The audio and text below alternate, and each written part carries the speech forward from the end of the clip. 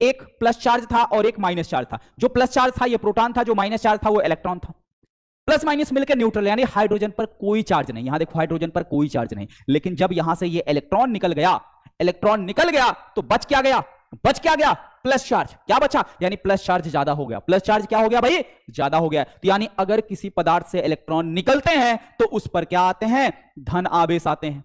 अगर यहां से इलेक्ट्रॉन निकल रहा तो इसका मतलब ये भैया इलेक्ट्रॉन की यहां कमी भी हो रही है, यहां इलेक्ट्रॉन की कमी हो गई। और ये इलेक्ट्रॉन अगर भाई कहां चला गया, ये इलेक्ट्रॉन हमारा जा रहा है क्लोरीन के पास, तो क्लोरीन पर इलेक्ट्रॉन की क्या हो गई भाई, अधिकता हो गई। ठीक है, अब जहां इलेक्ट्रॉन अधिकता हो गई, अब सोचो इसके पास कितने 17 इलेक्ट्रॉन थे, 17 प्रोटॉन थे। अभी यहां से एक इलेक्ट्रॉन ले लिया तो 18 इलेक्ट्रॉन हो गए, एक इलेक्ट्रॉन ज्यादा हो गया। तो इस पर आवेश कितना आएगा, एक इलेक्ट्रॉन जो ज्यादा हुआ वही तो ज्यादा आएगा, और इलेक्ट्रॉन पर चार्ज क्या होता है, माइनस। तो इस पर क्या आ गया, माइनस चार्ज आ गया। ठीक है, तो यह बात समझ में आ गई। धन आवेश कब उत्पन्न होता है, या धन आवेश किसे कहते हैं, किसी भी पदार्थ से, ठीक है, अगर इलेक्ट्रॉन किसी भी पदार्थ में इलेक्ट्रॉनों की कमी के कारण उत्पन्न आवेश को धन आवेश कहते हैं।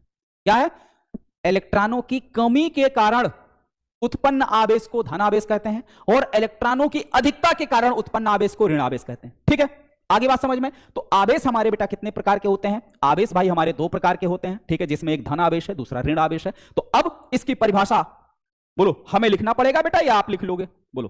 धन आवेश और ऋण आवेश की परिभाषा बेटा हमें लिखनी पड़ेगी या आप लिख लोगे, बताइए। परिभाषा बेटा मुझे लिखनी पड़ेगी या आप लिख लोगे, एक बार सभी प्यारे बच्चे कमेंट करके बताएंगे। परिभाषा भाई आप लिख लेंगे या हमें लिखनी पड़ेगी। यूपी के कक्षा 10वीं के बच्चों, अरिविहान ऐप, अरिविहान जी हाँ, अरिविहान ऐप, और यही अरिविहान। बोलो बेटा, बात एकदम खोपड़ी में घुस जा रही है एकदम आसानी से। चलो, नहीं घुस रहा तो इसको मैं पैसे की तरीके से, पैसे का एग्जांपल देकर समझा देता हूं। मान लीजिए भाई, अगर आप किसी से पैसा लेते हैं, ठीक है, तो आपके ऊपर क्या चढ़ जाएगा भाई, आप किसी के कर्जदार हो जाएंगे, कर्ज। और कर्ज को अगर देखा जाए किताबी भाषा में क्या कहते हैं, किसी से उधार लेना, उधार लेने को क्या बोला जाता है,